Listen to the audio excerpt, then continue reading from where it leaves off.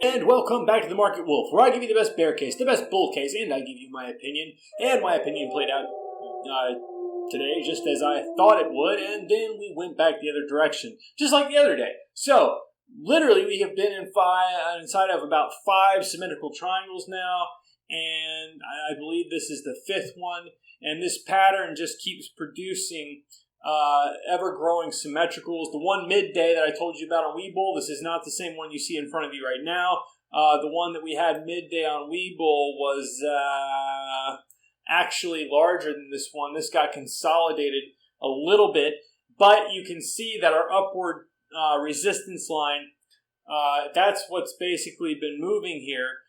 We're still in kind of a descending channel with that. But we're getting a bounce here and we're respecting the uptrend. So this descending channel may be close to invalidation. We could actually be coiling up fairly tight here. And maybe this time we're actually going to break up or break down off of that measured move. Essentially, the measured moves remain the same as last episode. We're going to be looking at a breakdown to 402.02, maybe a little further. And we could be looking at a break up to about 423.16 or much higher. I mean, we could get all the way up to 426.40, somewhere in there. That would be an incredible break up. I want to take a look at the OBV volume because that is where we need to see if we're going to get this bounce tomorrow or not. So you can see the OBV volume. We've been maintaining this uptrend line here. And remember, just like yesterday, we're still inside of it in an ascending triangle. And this usually will break up bullish. Look, we've been back and forth this several times now. Now we're back on a W reversal that's turned to the downside. The question is, now it's invalidated itself, right? But the question is does it bounce off of this uptrending line? It could. We've seen in previous days, intraday, where it's faked us to the downside, and then it breaks back up and gets back into this range with the volume. And, volume is trying to make its way back up, and I believe can not only complete this cup, but potentially complete a much larger cup. Now, we have to take some things into consideration, though. I believe any movements that happen, let's get to just the bear case, the bull case, in my opinion, because we've basically been trading quote-unquote sideways for a while now, right? But you can see we've been on an uptrend generally here.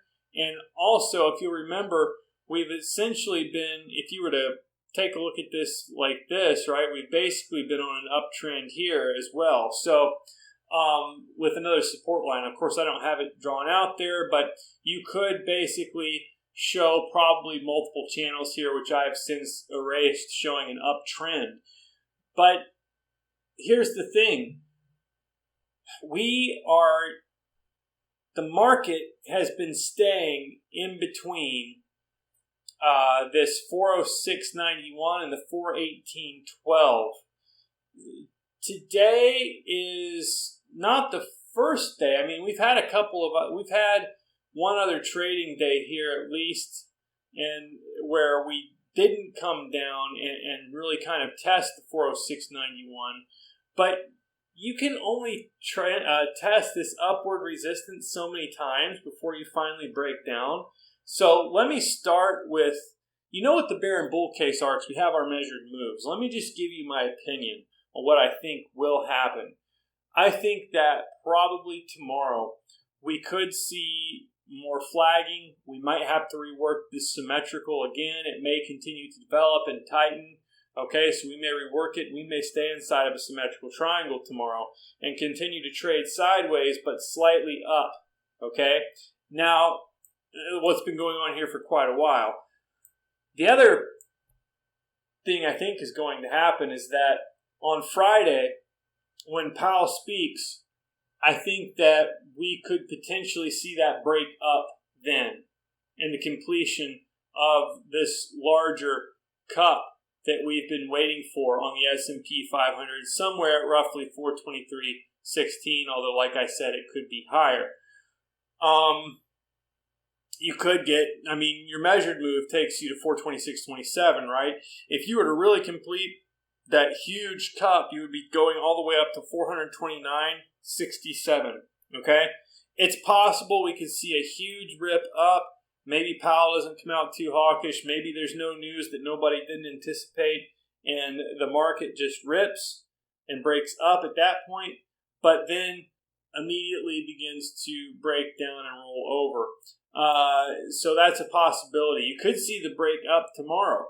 Another possibility on the bear case as far as a breakdown goes is that, we've seen this pattern where it almost looks like you've got your W reversal here, right? But then you start to have this kind of arching pattern here off of that W reversal. We saw something similar on Bitcoin some months ago, and people were convinced that the market was coming back, and that's when it had a large breakdown. So this could very easily, if this carries on, and we keep testing this upward resistance, and we're not getting anywhere, well, then the market doesn't, in an institutional volume, and the market does not want to trade up. And from there's only one place to go. Let's take a look at the 5-minute just so I can show you something here. A little change from yesterday.